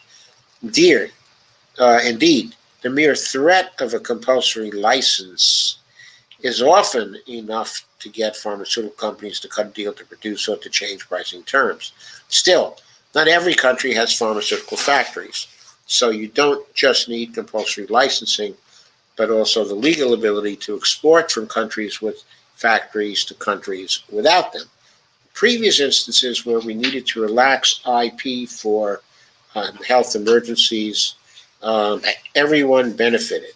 Expanding production of cheap HIV medication in the 2000s, despite opposition from U.S. pharmaceutical producers, has saved millions of lives. And Big Pharma remained quite profitable. Which brings us to what happened last week. Joe Biden punches pharma in the nose. The governing worldwide agreement enforcing intellectual property claims like patents, industrial design, copyrights, trade secrets, and so forth is the World Trade Organization Agreement on Trade-Related Aspects of Intellectual Property Rights, otherwise known as TRIPS, and it upholds what has become a de facto global IP system. In March, India and South Africa asked for a waiver of parts of this agreement to allow countries to use compulsory licensing regimes to produce vaccines and export or import vaccines, depending on who can make them. They wanted to have global sharing of expertise and IP with a compulsory licensing regime. Pfizer, BioNTech, and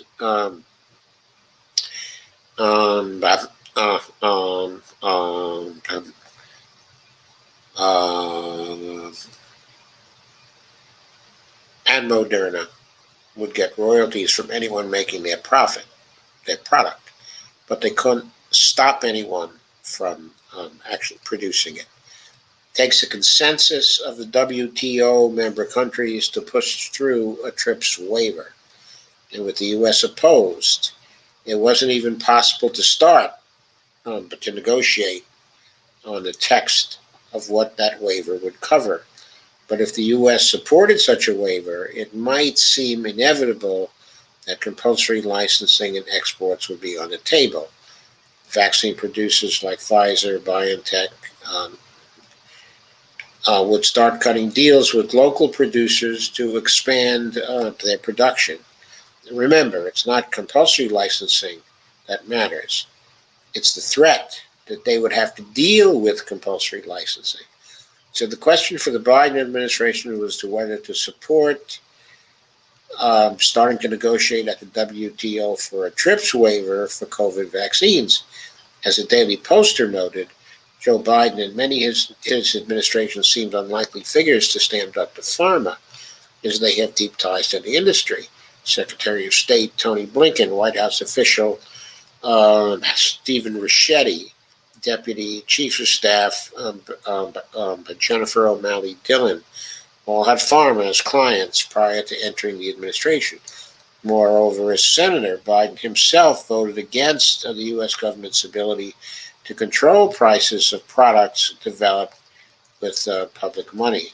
To add more fuel to the fire, taking on pharma would require reversing long-standing U.S. policy. The U.S. government fought against cheaper access to HIV medications during the 1990s and pushing for stronger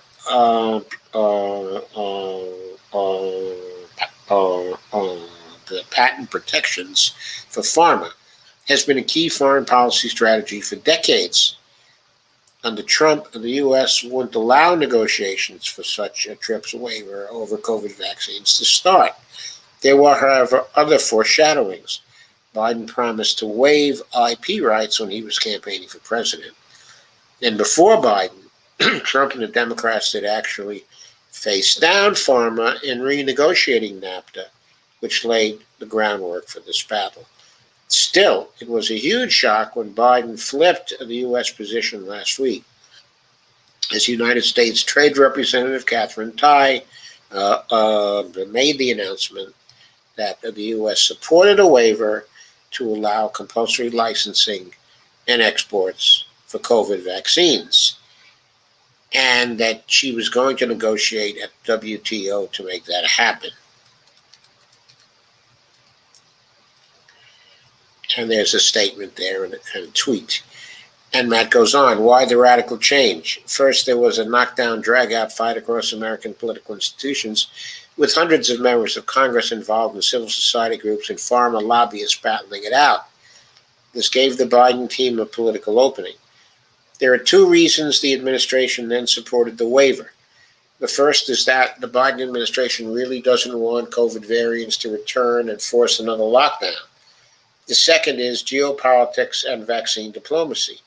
China's vaccines, which use the traditional methods, are not as effective as the RNA treatments, but they exist. And China is sending its vaccines to more than 80 countries, with Russia also pushing its influence through its own effective vaccine. These countries are rightfully making a big deal of how the U.S. isn't doing any exporting and generating leverage as a reliable partner when the West is absent. As a result, the traditional calculations within the United States government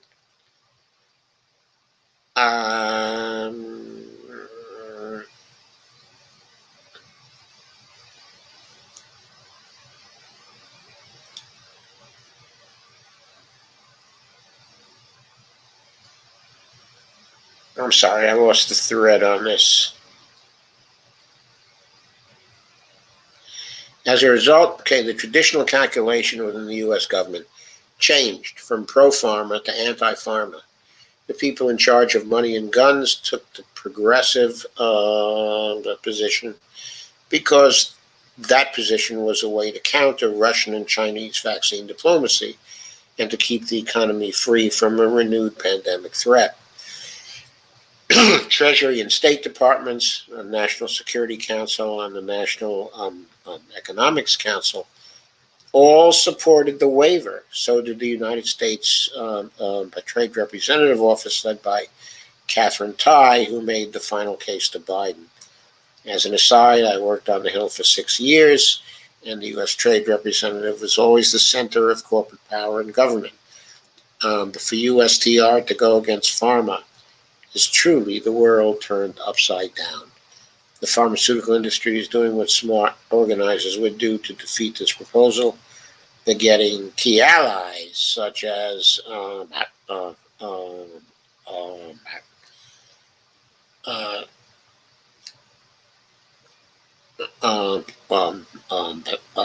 such as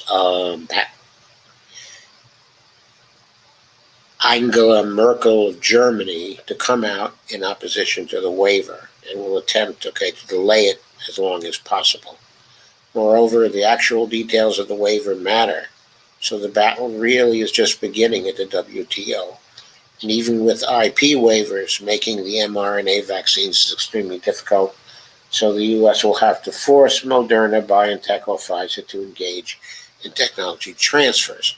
Otherwise, it will take a year to reverse engineer their processes. That is too much time to let COVID fester and brew new variants. That said, if Biden follows through and forces the ramp up of production elsewhere against the wishes of the pharmaceutical giants, it will not only address the pandemic and help restore the global leadership of the United States while unmasking hypocritical Europeans. It will set the stage for a long overdue reorientation of the American economy away from concentrated power. It's hard to overstate how big a deal this move could turn out to be.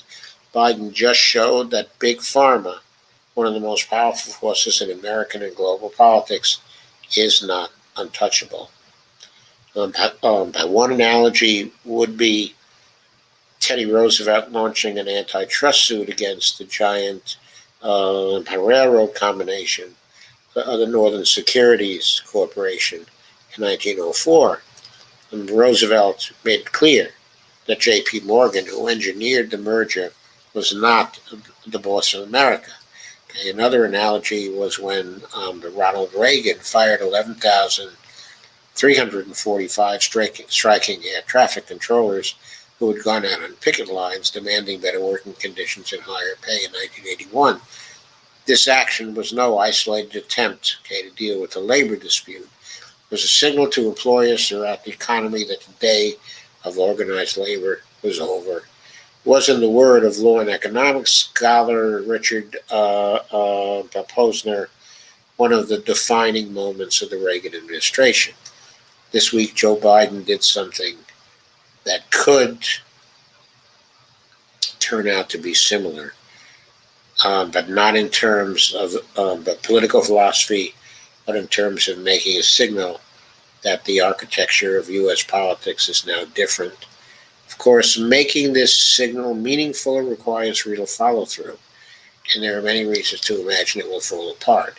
But this is a first step in a very major first step, at that.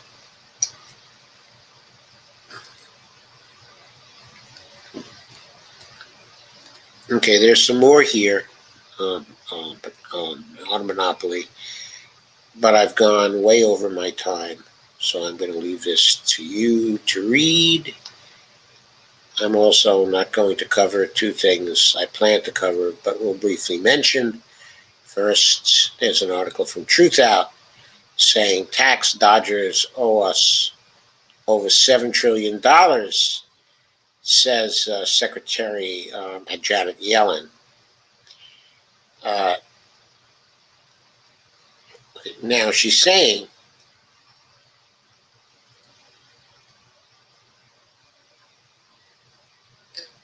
that people have not just been avoiding taxes, but that they have been evading taxes, and that our government has missed out on $7 trillion in uncollected taxes over a decade. That is $700 billion per year. As we know, taxes do not pay for anything, but they do provide an excuse for the Federal Reserve to top up the Treasury spending account. And of course, we rely on such excuses.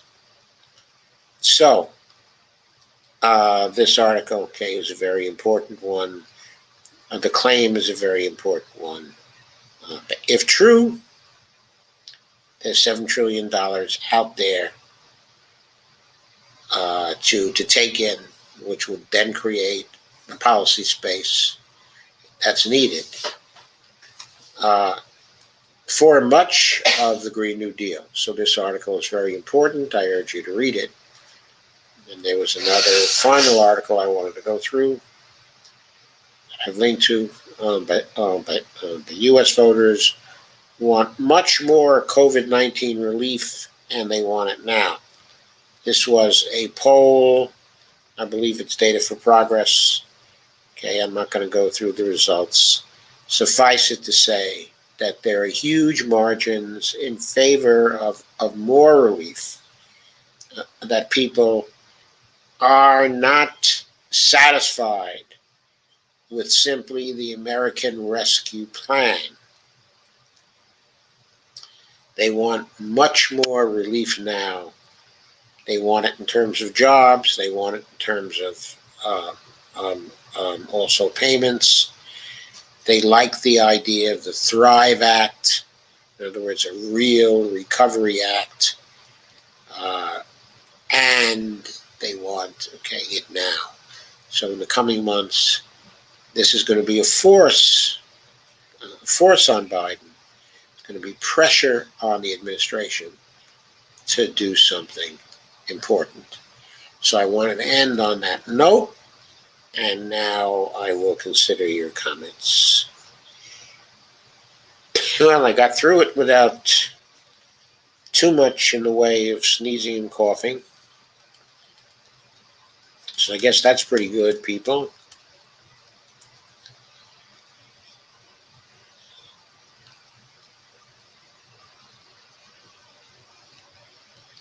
And Carmen says, I miss pistachios so much.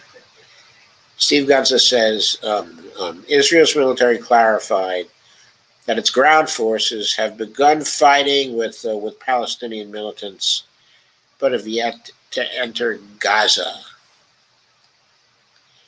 Now, where are the militants that they're fighting then? In other words, the Hamas militants are in Gaza. I don't think they're in Israel yet, are they? Greg says, try honey, and turmeric. We have been using that for breakfast, Greg. Kay says, they're doing the same thing to Muslims that Hitler did to them. Yes. So let's see. IDF trains many of our police to treat us as insurgents. Yeah, I know they do.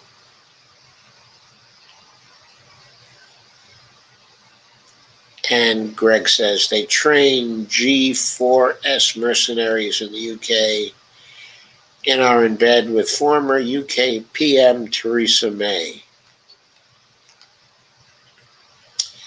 And Greg says, that's all the Georgia voter suppression bills were about.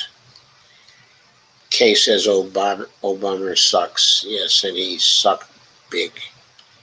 Evelina says, Gregory Mallard, they've trained police units in a few Latin American countries as well. Will you possibly touch on Bernie on C-SPAN talking MMT to a moron senator? I haven't seen that. Send me a link to it, and I'll be happy to touch on it. Carmen says, I haven't seen it, just saw posts here and there. Internet issues today.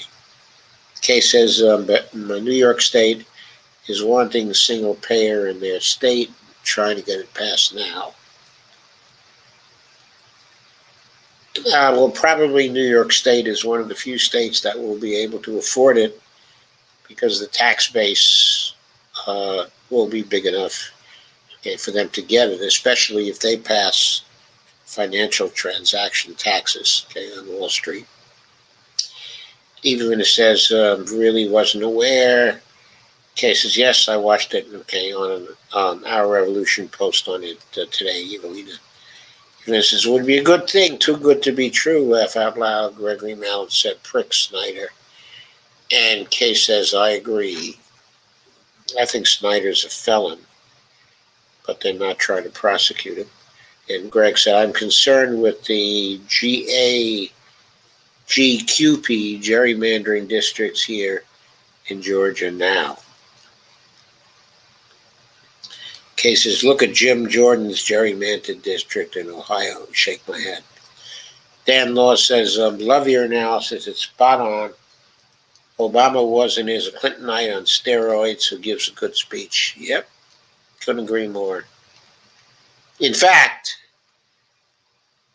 he planned his whole career based on Clinton's strategy.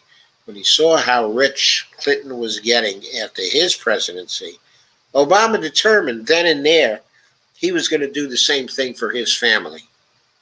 That he was going to play up to Wall Street, he was going to make friends with Wall Street, and he was going to, after he got out, he was going to be in a position to make, what is it he gets per speech now? $600,000 a speech or something like that. It's a scandal. Steve Gonzo says, Vax, Bill Maher tests positive for COVID-19.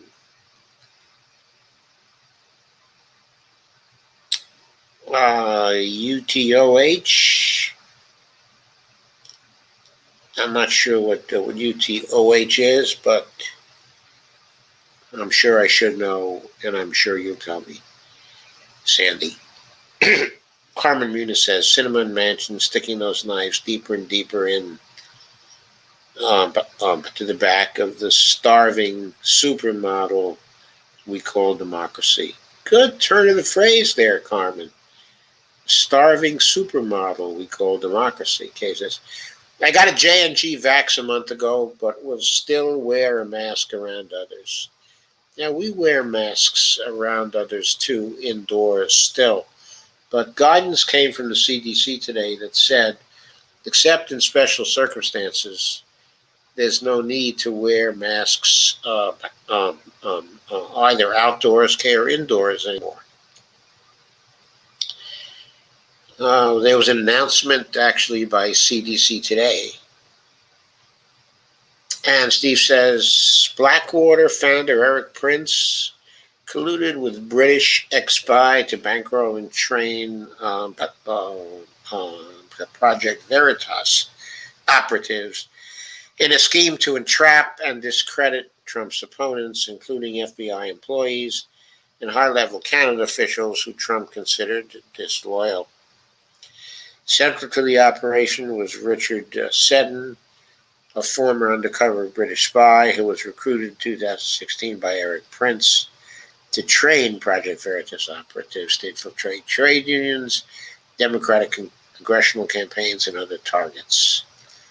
I wonder how the workers' strikes will go on Saturday, rubbing my genie lamp for all their wishes to be granted. Carmen says Cooper is on fire. Yeah, Cooper's doing really well with those columns. Carmen says, I'm waiting for Dick Cheney to bust into the Senate in his wife beaters and kick some trumpets fascist arses, although he's also a terrible person. It would be funny, though, like on SNL, when the spoof of Duck would beat W's arse. And Kay says he promised to expand Medicare too. Nothing there either. Nothing yet. Kay says in SS2, nothing yet. Steve says Biden says Israel has a right to defend itself. Yeah, they have a right to defend it. They have a right to defend themselves. But how is defending oneself when one goes into Sheikh Jarrah district and tries to evict the Palestinian families so settlers can take over the district. How is it defending oneself when one disrupts services um, um, um, um, at the Al-Aqsa Mosque and starts throwing flashbangs and sets the mosque on fire, the third holiest place, okay, in Islam? How is that defending yourself? Yeah, Israel has a right to defend itself, okay, but the missiles from the Palestinians didn't start falling on Israel until Israel made the first move. They made the first move by trying to evict the Palestinians from homes that they've lived in for a very, very long time in the old city.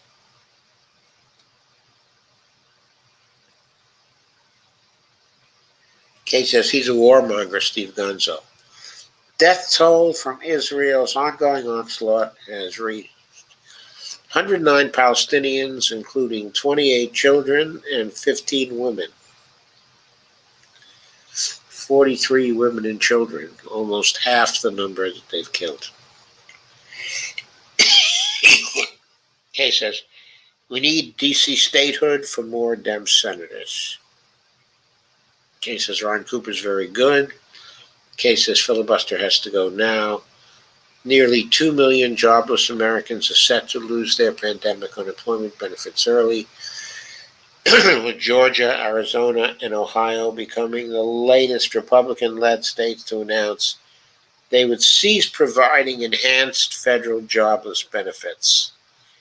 Well, I hate to say it, but that's what people get for voting for Republicans to run their states. I mean, that's what they get. It's really awful.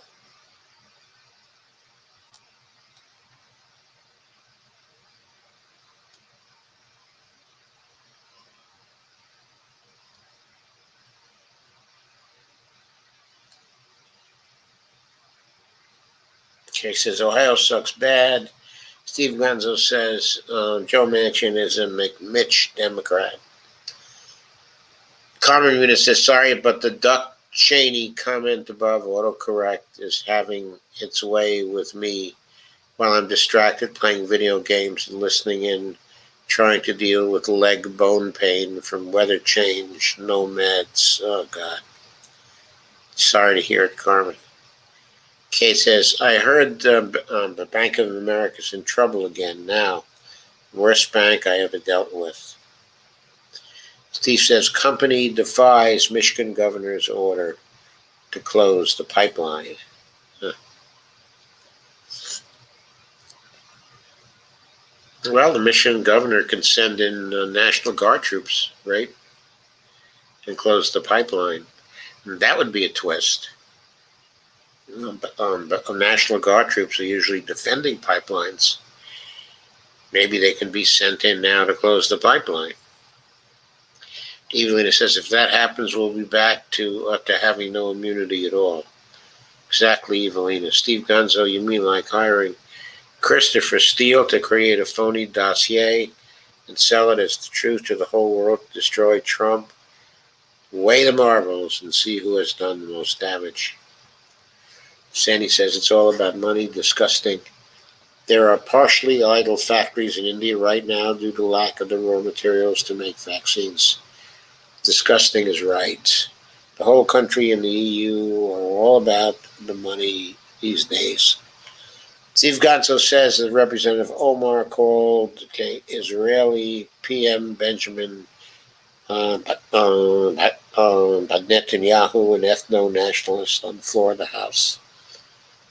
I think that's a gentle term for him, an ethno-nationalist.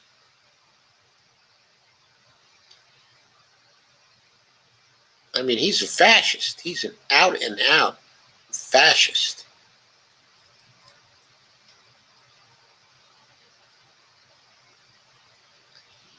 Evelina says she was being polite. That's right. There are quite a few in the progressives in this country who are doing that now. Steve Gonzo says Biden has 3.25 million reasons to support Israel. What are the 3.25 reasons to support Israel? You mean but Jewish voters in this country, Steve?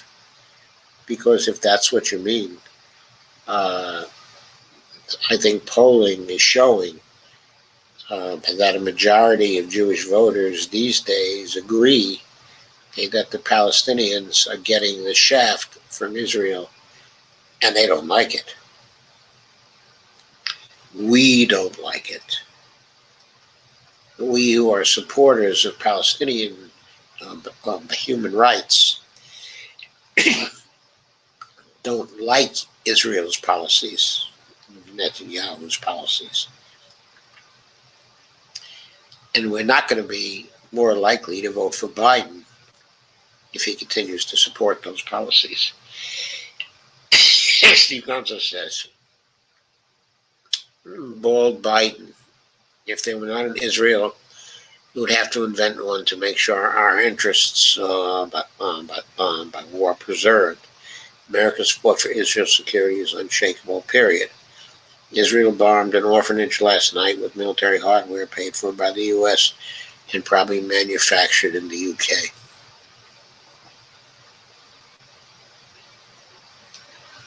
I've heard that argument so many times. I don't know what contribution Israel makes to the security of the United States.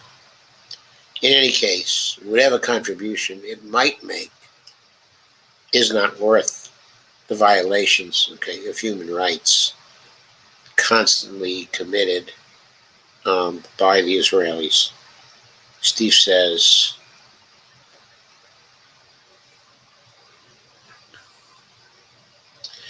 Stephanie stated, if you must do the pay for thing, there's $7 trillion right there. Yes, I know she did. Kay says, we have missed you, Joe. Thank you, Kay. We've missed you too. Steve Gonzo says, use your clip. Bernie Sanders debates Mike Braun. Oh, that was it. Thank you, Steve, for leaving the video there, and I will take a look. Steve Gonzo said 598,540. That's the worldometer figure for U.S. fatalities right now. Oh, by the way, there was a new study based on John Campbell actually reported on it. It turns out that for many nations, the actual deaths, as measured by additional deaths compared to last year, that greatly exceed the counted deaths, that are attributable to COVID. Of course, it varies from country to country. There are certain countries where it's 10, 15, or 25 times, the actual deaths compared to reported deaths. But I believe for the United States, the figure was something like 1.6, meaning actual deaths within the United States at this point, due to COVID, are approaching 1 million deaths. Steve Gonzo says 3.5 million. Oh, to Joe Biden from pro-Israel super PAC donations. Oh, so you're saying it's all about the Benjamins, huh, Steve?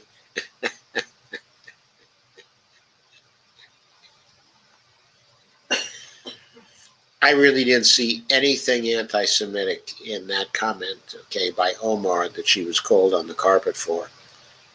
I didn't think that was anti-Semitic at all. She was referring to money, and that's what it was about. It was about money.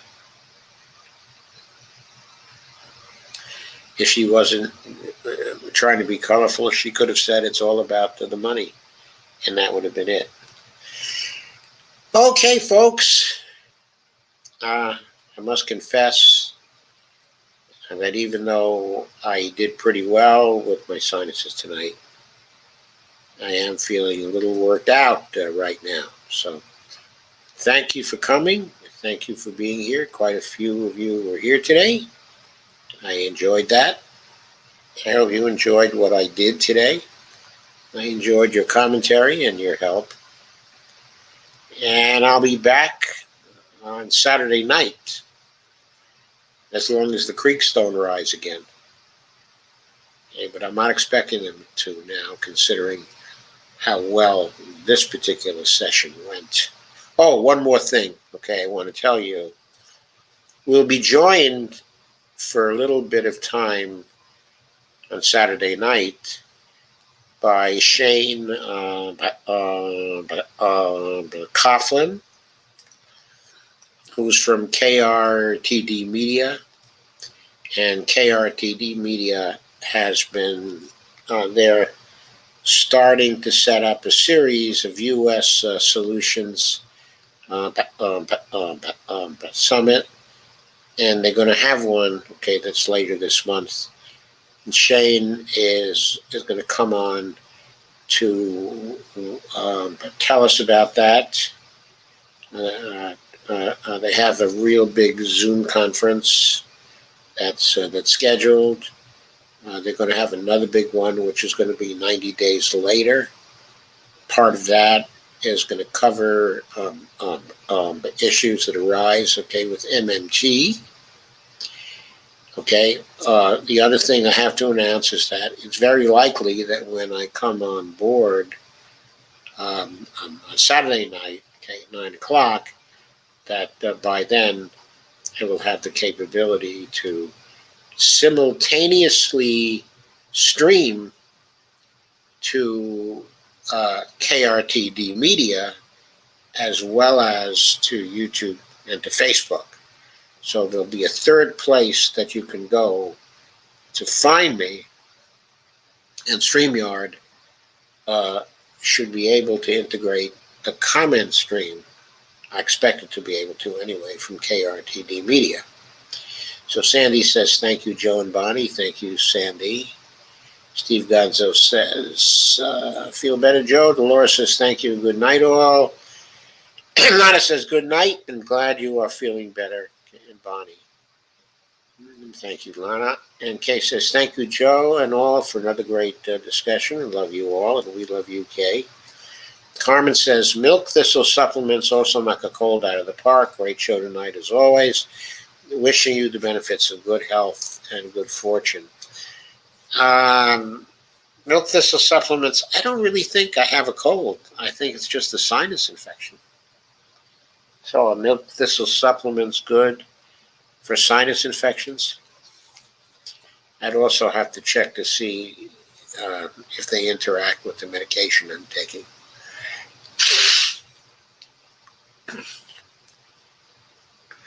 Yeah, by the way, the medication that I started on is very effective in knocking down the PSA. In the first 2 weeks of taking it, PSA was lowered from 16 to 4.1. And I expect it to go lower than that and then remain there for some time to come. Carmen says, yes, milk thistle is a super antioxidant for everything. Why would antioxidants... Oh, it's a liver cleanse. I don't know if I need a liver cleanse. If it's a liver cleanse, I'm going to have to be real careful with it. I'm going to have to check with the pharmacist and see what he knows about the interaction, okay, of milk thistle. But thank you for suggesting it anyway. It's also good to know about some new things, okay, I'm not using. But I'm very good with antioxidants, okay. First of all, the diet that I follow, which is actually pretty much the Budwig diet, the combination of flaxseed oil and cottage cheese, okay, is great, okay, as an antioxidant. It's very strong in that respect. And I use lots and lots of turmeric every day too. And that, of course, okay, is an anti-inflammatory, okay, and an antioxidant um, as well. So, uh,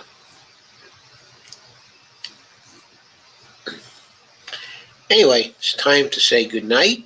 So have a very good night. And hopefully I'll see you Saturday at 9 o'clock. I want to say to Deborah, I'm sorry that you've been absent lately, but you know my opinion on this president. No confidence.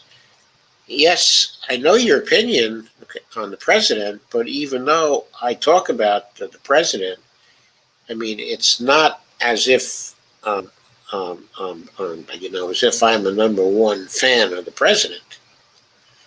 I mean, most of what we talk about in relation to Biden is pretty critical. So, in other words, there's no reason to avoid me for fear that I'm going to be praising Biden all over the place. I do not do that.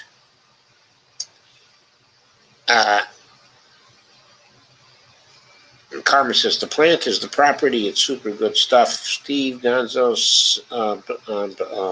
says McConnell privately assures the GOP Kirsten Sinema will kill Biden's tax hike report via Salon.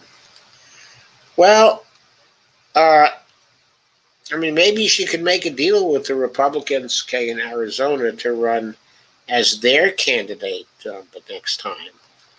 But it seems to me to do that, she has to completely go over to Trump's side and say the election was rigged. Furthermore, if she says the election is rigged, doesn't she have to admit that her own election was rigged? In other words, why would the 2018 election not be rigged and the 2020 election be rigged? I know she was elected in 2018. I'm sure the Democrats must have rigged that too, right?